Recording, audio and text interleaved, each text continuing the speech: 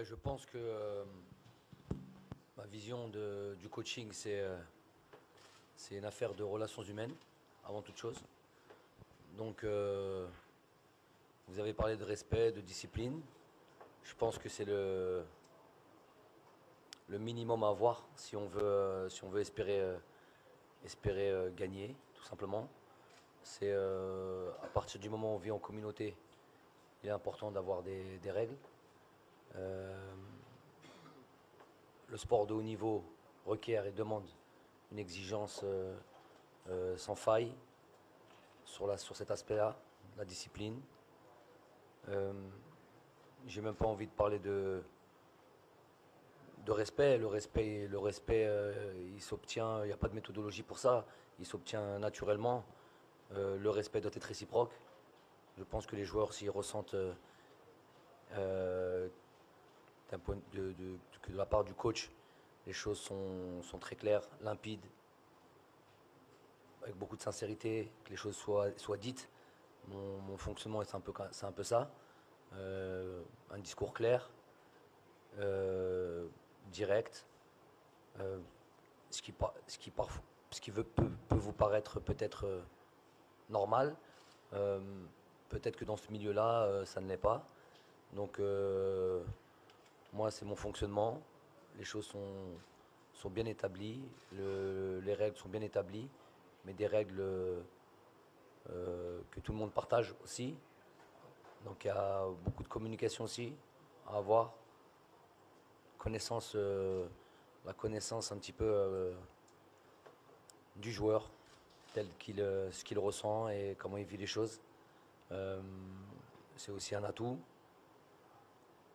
Voilà, l'aspect psychologique est essentiel dans la notion de travail et de communion avec son groupe.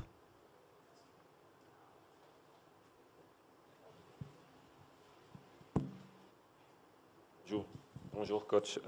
Yass Sam de RFI. Coach, quand une équipe gagne ses deux premiers matchs, se qualifie après deux matchs et est assurée de terminer à la première place, vous convenez avec moi que c'est difficile maintenant de se cacher. Aujourd'hui, quelle étiquette on doit mettre sur l'Algérie? Est-ce que maintenant c'est un potentiel, c'est un favori, un potentiel vainqueur, un outsider? Je vous laisserai le choix des mots. Et jusqu'où peut aller cette équipe maintenant?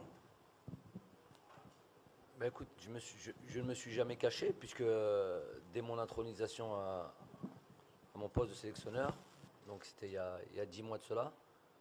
Bon, je sais que vous ne suivez pas tout, c'est normal. J'ai dit qu'on était qu'il fallait d'abord se qualifier. On était encore au tout début des qualifications de la CAN. J'ai dit qu'on irait d'abord. Première étape était important de se qualifier, ce qui n'était pas évident. Nous avons déjà raté des éditions, hein, dans le passé, dans un passé récent même.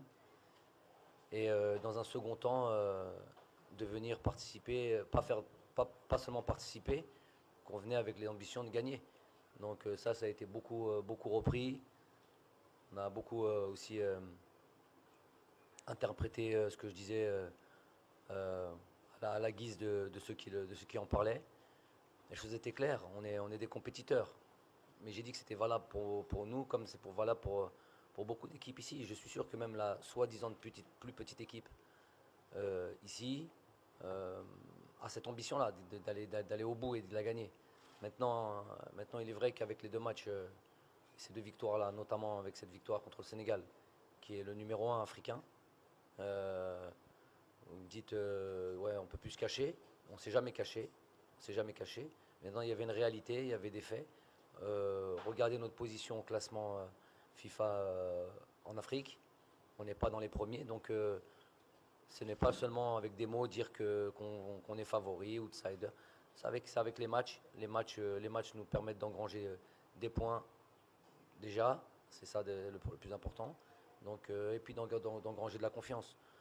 Mais on sait qu'il y a un long chemin, qu'elle a demain, peut-être pas contre la Tanzanie parce qu'on est déjà qualifié, mais si le match suivant, c'est un match de manière à élimination, le huitième de finale.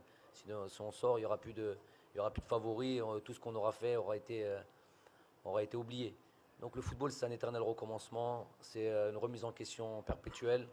Et plus que jamais, on peut même pas se permettre de trop rester sur l'euphorie, puisque bon, il y a ce match de Tanzanie qu'il va falloir prendre et qu'on va prendre très très très sérieusement. Et puis surtout le match après à élimination directe, où le moindre faux pas, on est dehors et on reprend un billet pour Alger. Voilà.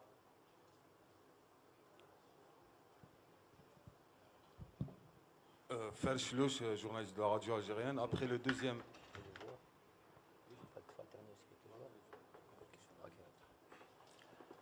le deuxième sacre consécutif contre le Sénégal, on parle d'un possible remaniement de l'effectif pour le troisième match. Est-ce que cela pour permettre aux autres joueurs de mieux récupérer pour le reste de la compétition? Qui parle? On parle. Plusieurs. C'est moi le sélectionneur à ce que je sache. Donc c'est moi qui déciderai si je dois faire un remaniement. C'est pas personne d'autre. Ah, j'ai pas pour l'habitude de donner mes cartes avant les matchs, même si, et d'ailleurs c'est une marque de respect aussi pour ce prochain match. Je continuerai comme ça. C'est pas parce qu'on est qualifié, qu'on est assuré de finir premier que je vous dirai comment on risque de jouer ce match-là. En tous les cas, ce que je peux vous dire, ce que je peux vous dire, c'est que depuis le début, on a un discours avec les joueurs qui est que tout le monde est concerné, tout le monde doit être concerné. Il n'y a pas 11 types et 11 ou 12 remplaçants. C'est pas comme ça que je vois les choses. On va gagner avec, Inch'Allah, avec tout le monde. Et tout le monde à un moment donné. Je vais vous rappeler un exemple. Coupe du Monde 98. Je crois que Franck Leboeuf ne dispute pas un match un match où ils étaient déjà qualifiés, dernier match, un peu l'équivalent de maintenant là, contre le Danemark je crois. Mais à part ça, il joue pas. Et puis c'est lui qui joue la finale de la Coupe du Monde. Donc c'est un exemple, je pense, qui est important. Donc chacun doit être prêt à jouer en termes de concentration, physiquement. Voilà. Et nous on fait en sorte que tout le monde est concerné, que ce soit dans les séances, que ce soit dans le travail. Tout le monde a son mot à dire et tout le monde a son importance. Maintenant, c'est vrai qu'on joue à 11 voire à 14 sur un match et que tout le monde ne peut pas participer. Mais en tous les cas, notre boulot à nous, que ce soit staff technique, l'ensemble des joueurs, c'est de faire en sorte que tout le monde est concerné à 100% par rapport au match. Chers amis, je vous rappelle qu'il y a Riyad Mahrez qui est là quand même. Hein. Donc il est en train de se refroidir. Hein. Madame.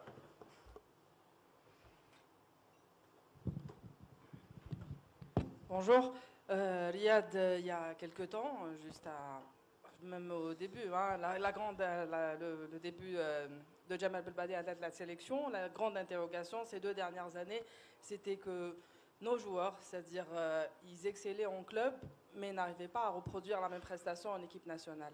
Qu'est-ce qui a changé maintenant que vous, pratiquement, ceux qui étaient là, qui sont toujours là, vous puissiez fournir les mêmes performances en EN? Merci. Bonjour. Il n'y a rien qui a changé, c'est juste que voilà, je pense que avant on jouait un peu tous de notre côté. Voilà, on était une équipe, c'est vrai, mais voilà, on le montrait pas assez sur le terrain. Après, avec l'arrivée du coach, il a beaucoup insisté sur ça aussi, c'était très important. Et voilà, là on arrive à le faire. Je pense que d'abord, et on me l'a personnellement toujours dit, je faisais partie d'un collectif et si je rentrais bien dans le collectif, mes qualités individuelles allaient ressortir. Je pense que là, voilà, on l'a vu contre le Sénégal. On joue comme une équipe. Tout le monde se bat pour tout le monde. Tout le monde se donne à fond. Personne triche. Je dis pas qu'on trichait avant, mais en tout cas là, personne triche. Et voilà. C'est un mot que tu n'aurais pas dû utiliser ça. Non. Voilà, tout le monde se donne à fond et voilà. Et automatiquement, voilà, les qualités individuelles ressortent. Bonjour, Antoine Grenier, Radio France Internationale. J'ai une question pour chacun d'entre vous. Riyad, d'abord, je voudrais que vous me parliez de votre sélectionneur, Jamel Belmadi. Quel sélectionneur il est? Et en quoi est-ce qu'il est spécial? Et vous, Jamel, quels sont les entraîneurs qui vous ont inspiré, que ce soit dans votre parcours de joueur ou quand vous êtes passé sur le banc? Déjà, moi, j'aime pas trop parler du coach. En plus, quand il est là, c'est. Non, voilà, ça se passe très bien avec lui. Là, c'est que le début de la compétition. On va pas s'enflammer.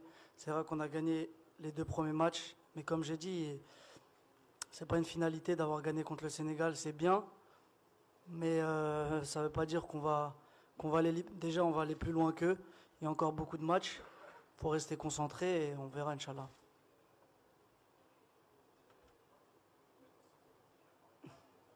Il y a une question pour il y a dit c'est qui les entraîneurs? C'est comment? Les entraîneurs qui m'inspirent.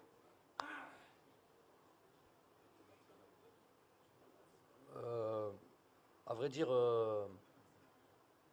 je m'inspire peut-être pas d'un entraîneur en particulier.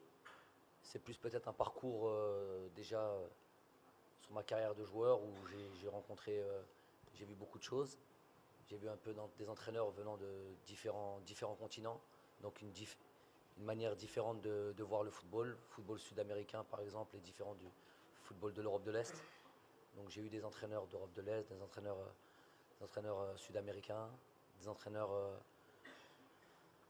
espagnols, joué dans différents aussi, championnats, que ce soit championnat français, anglais, espagnol. Donc c'est tout ça un peu tout ce parcours-là, je suis, je peux dire, passionné de football, tout simplement, et donc beaucoup d'observations un peu de tout ce qui se fait, que ce soit jusqu'à maintenant, hein, on est un éternel élève. Je regarde tout ce qui peut se faire, des coachs connus peut-être et des coachs un peu moins connus. Ça peut aller dans des coachs de deuxième division peut-être des fois, dans certains championnats. Puis voilà, être en conformité avec ce que moi je ressens aussi. Ma vision aussi un peu de quand j'étais joueur. Voilà, tout ça, c'est un mix de tout ça. Puis après, on fait les choses comme on les sent. On ne s'invente pas aussi. Les coachs qui parlent toujours de philosophie. Je crois qu'il n'y a pas trop d'entraîneurs philosophes. Il y a des entraîneurs qui ont une vraie vision de football, qui eux-mêmes se sont inspirés, si on veut parler de l'entraîneur de Riyad, Pep Guardiola par exemple, il s'est inspiré aussi de beaucoup d'entraîneurs, que ce soit de Cruyff, que ce soit Bielsa, que ce soit d'entraîneurs sud-américains. Son parcours aussi, il a joué au Mexique, il a pu voir un petit peu ce qui se faisait. Voilà, il y a plein de choses, plein d'éléments. Je pense je vois les choses un peu comme ça, avoir beaucoup d'informations, beaucoup de données, après faire avec son ressenti et ce que l'on a entre les mains. Voilà. Riyad Mahrez, justement l'équipe nationale d'Algérie vient de gagner ses 2 premiers matchs et une première place bien méritée. Vous, en tant que capitaine d'équipe, est-ce que vous avez le sentiment maintenant que cette équipe peut aller loin? Et est-ce que vous avez parlé avec les autres joueurs? Et est-ce que les ambitions de ce groupe sont revues à la hausse? Merci. Bon, déjà, je commence par la dernière question. Non, les ambitions ne sont pas revenues à la hausse. Elles sont pas revues à la hausse parce qu'on a toujours eu cette ambition d'aller le plus loin possible. Après, ce que je ressens au niveau du groupe, ouais, tout le monde est concentré, tout le monde est déterminé. C'est sûr que ces deux matchs nous donnent plus confiance. On va aborder déjà le match de la Tanzanie d'une manière plus tranquille parce qu'on est déjà qualifié. Mais voilà, le 8e de finale, on va l'aborder avec beaucoup de confiance. Et dans l'ambition toujours de gagner. C'est ce qui fait notre force. Et Inch'Allah, on verra. Salam alaikum coach, Kamel Mehoui Nahar TV. Coach, question sur l'état de Yassine Brahimi. Il était absent hier lors de la séance d'entraînement. Est-ce qu'il souffre d'une blessure? Merci. Oui, Yassine a un petit souci entre guillemets, un petit souci de santé qui l'a empêché de s'entraîner hier et d'être complètement disponible pour le match du Sénégal. Mais bon, pas trop inquiétant. Il sera, Inch'Allah, disponible pour le match de la Tanzanie. Riyad Mahrez, Ma'amar Djibour de la radio algérienne. La dernière fois que je vous avais posé une question, je n'avais pas eu la réponse. J'espère l'avoir aujourd'hui. Riyad Mahrez, quand on regarde l'équipe jouer, tous ceux qui la regardent se reconnaissent dans cette équipe. Par l'implication, par l'abnégation, la rigueur tactique. Je parle des supporters. Tout ce qui revient sur les réseaux sociaux, ce qu'on entend, ils se reconnaissent dans cette équipe. Moi, la question, elle est toute simple. Qu'est-ce qui a changé? Sur quelle corde a joué l'entraîneur, le coach, qui fait qu'on a l'impression d'avoir une toute autre équipe, un tout autre état d'esprit? Déjà, on travaille beaucoup plus tactiquement. Auparavant, avec les autres coachs, depuis Gourcuff, on avait 3-4 coachs, déjà, on ne travaillait pas du tout tactiquement. Voilà, avec le coach, il insiste sur beaucoup de choses. On travaille plus, comme j'ai dit, tactiquement. Voilà, après, sur le terrain, voilà, il a les mots pour nous motiver. Après, je pense qu'on a une équipe aussi qui arrive à maturité. Il y a beaucoup de joueurs qui arrivent à maturité, comme par exemple moi, Soso, Yacine, Bagdad. Il y a beaucoup de joueurs, 28, 29 ans, Aïssa. Après, on est entouré par des anciens aussi, Adlen et tout ça. Et il y a des jeunes comme Isma. Je pense que c'est un bon mix. Voilà, il y a beaucoup de joueurs qui arrivent à maturité. On essaie de transmettre nos expériences des Coupes d'Afrique auparavant où ça n'a pas marché. Voilà, et le coach, il est arrivé en connaissant tout ça. Donc il a bien travaillé sur la motivation, comme j'ai dit, tactiquement, parce que c'était un gros chantier. Et arriver en Coupe d'Afrique, il faut être prêt tactiquement. Je pense qu'on l'a vu contre le Sénégal, qu'on était bien tactiquement.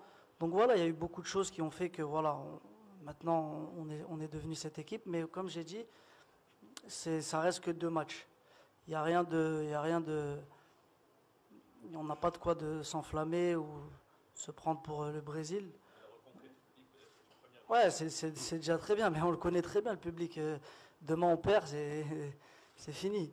Donc voilà, déjà c'est très bien de les rendre fiers. C'est ce qu'on veut déjà. C'est déjà les familles, le public algérien. Et voilà, Inch'Allah, on va continuer à se donner à fond pour qu'ils soient fiers. Bonjour, Ouminaïd Kassi, du journal Bitter. Riyad, Naby Keïta vient de passer. Il a parlé des joueurs comme vous-même, comme Momo Salah, comme son ami aussi Sadio Mané. Il dit que nous avons peut-être beaucoup d'attentes par rapport au peuple et nous avons toujours envie de donner le meilleur pour la sélection, mais parfois ça ne marche pas comme le veut le peuple. Est-ce que vous ressentez cette pression que Naby Keïta en a parlé? M. Belmadi aussi, par rapport à cet engouement populaire qui augmente, et le souhait, on sait que vous aviez été à chaque fois, on vous a toujours demandé de gagner cette Coupe d'Afrique, l'engouement a grandi, mais de notre manière, on attend encore, c'est-à-dire on attend toujours cette image que vous avez donnée lors des derniers matchs. Pour répondre à votre question, déjà moi, c'est sûr que voilà, on va pas se mentir, quand on joue dans un grand club, on a toujours une certaine pression quand on revient au bled. Pression de performer, c'est-à-dire d'être le leader technique du terrain, de faire la différence, ce qui est normal. Après voilà, je pense qu'il faut pas comparer l'Europe et l'Afrique, c'est complètement différent. Mais voilà, là, c'est sûr qu'on doit faire la différence, on essaye de le faire, mais on a besoin de tout le monde, on a besoin de l'équipe. Et comme j'ai dit, quand on a une bonne équipe, quand on a 10 bons joueurs derrière nous qui se donnent à fond et qui donnent tout les uns pour les autres, nos qualités ressortent. Répète la question moi-même. Pour l'engouement populaire à Jamel, on sait que le public algérien vous a toujours interpellé à Alger lorsque vous marchez à Alger. On veut la Coupe d'Afrique, on veut la CAN. Mais ce qu'on a découvert maintenant, c'est qu'ils disent que même si on perd, on voit un beau visage comme on l'a vu face au Kenya et surtout face au Sénégal. Je veux parler de la Grinta. Qu'est-ce que vous avez transmis à ces joueurs? Le message est bien passé. Voilà.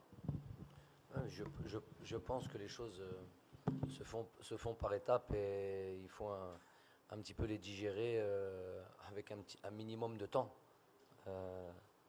Si on fait un petit rappel rapide de où on en était il y a 10 mois, je pense que les choses ont évolué de manière graduelle. On a eu des qualifications, on peut dire, assez confortables. Si on part du principe qu'on n'avait pas joué ce dernier match pour se qualifier. Il y a eu aujourd'hui, si certains veulent voir un déclic aujourd'hui, c'est qu'ils ont la mémoire courte. On a fait un match très important au Togo, où depuis très très longtemps on ne gagnait pas, on l'a expliqué, et qui pour moi était aussi une sorte de déclic. Un déclic tout simplement, puisqu'on ne gagnait pas depuis 3 ans. Donc c'était aussi quelque chose d'important. Moi, j'oublie pas, je sais que les choses se font par étapes. On ne gagnait pas des matchs comme contre la Tunisie, là où tout le monde disait oui, mais c'est la Tunisie. Ce qu'on disait, ça ne m'intéresse pas trop, mais on ne gagnait pas contre des équipes comme la Tunisie. Depuis un moment aussi, des équipes importantes de l'Afrique, une équipe qui était mon dernier mondial, on gagne. Match des bons matchs de préparation. On bat le Mali qui vient de faire 2 très bons matchs au début. Et arrivent ces 2 matchs qui arrivent, que ce soit le Kenya ou le Sénégal. Donc vous voyez bien que c'est par étapes, les choses se font. Ça ne s'invente pas, c'est pas du jour au lendemain. En football, on n'a pas beaucoup de temps. On n'a pas beaucoup de temps, surtout pour un sélectionneur, puisqu'on ne travaille pas au quotidien. On travaille sur des dates FIFA, on l'a suffisamment dit ça. Alhamdoulilah, les choses avancent voilà, doucement mais sûrement. Non, je dirais pas doucement, je dis assez rapidement pour moi, je trouve. Et voilà, il faut juste continuer. Demain, s'il y a une déconvenue, c'est pas pour autant que les choses seront remises en question. Le processus de remise dans le sens de ce que doit être l'équipe nationale d'Algérie est en phase depuis pas mal de temps maintenant. Après, c'est pas un match qui remet en question ce processus-là. Même si nous sommes un peu extrêmes dans nos réactions. Un coup, on est les meilleurs, un coup, on est les moins bons.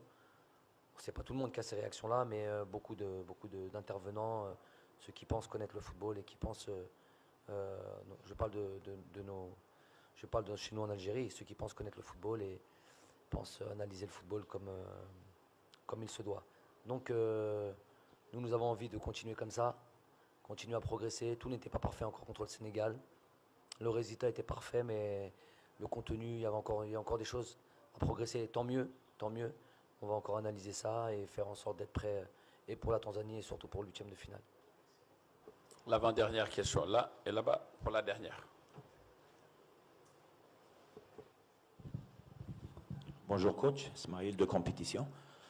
Coach, après 2 matchs, on a marqué 3 buts, sans encaisser de but. Est-ce que parmi tous vos objectifs dans cette CAN, cet objectif, rester comme ça sans encaisser de but, en est un? Okay. J'ai 2 manières de répondre.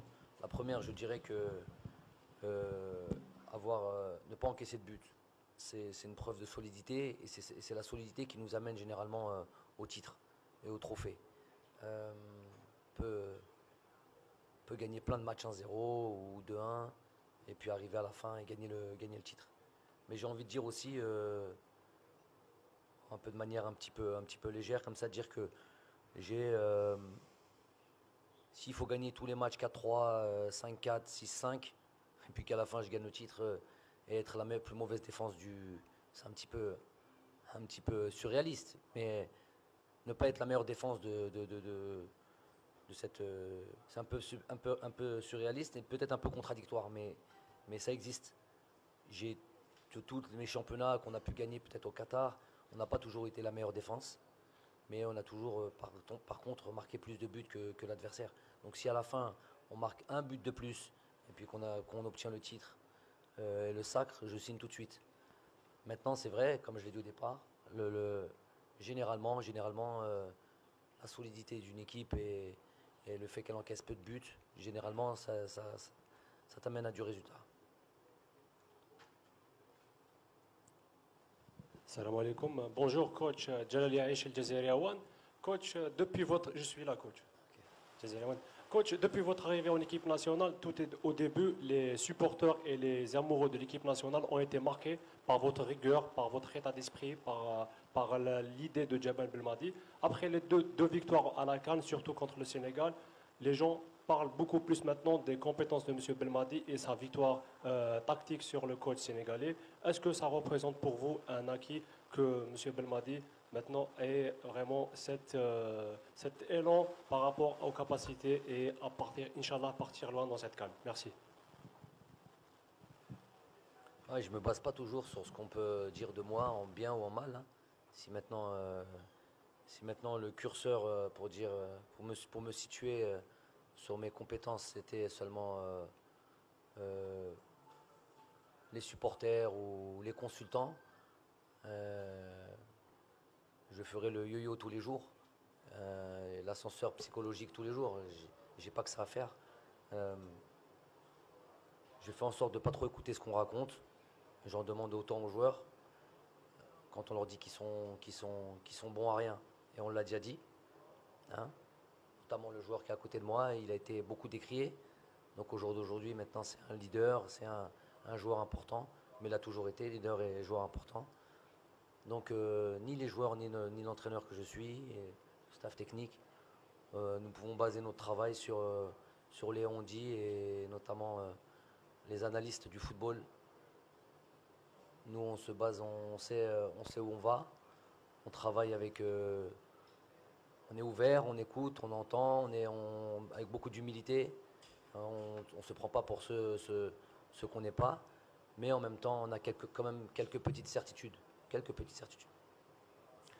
Juste la dernière question additionnelle. Pour rester dans l'air du coach. temps. Coach, on a vu des membres de la DTN qui supervisaient des matchs et qui prenaient note. Est-ce que la DTN vous a donné des rapports à propos des adversaires de l'Algérie aussi pour les huitièmes de finale?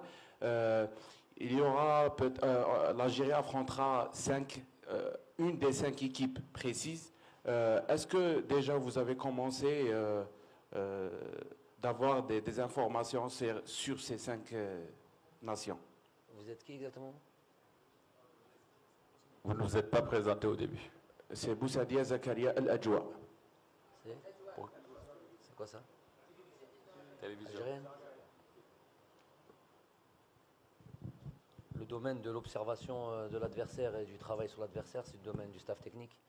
Il n'y a pas de personne d'autre qui peut nous donner. Je ne sais pas qui vous avez vu. Moi, j'ai vu personne. Moi, les informations sur l'adversaire et sur le travail d'observation, il n'en revient qu'à nous. Donc ça, c'est 1, 2, c'était quoi? Les adversaires. Les adversaires de la même manière qu'on a bossé et qu'on a préparé depuis longtemps le travail d'observation, d'analyse sur le Kenya, le Sénégal et la Tanzanie sera fait de la même manière avec les mêmes personnes. Merci à tous. Merci M. Belmadi. Merci Marez.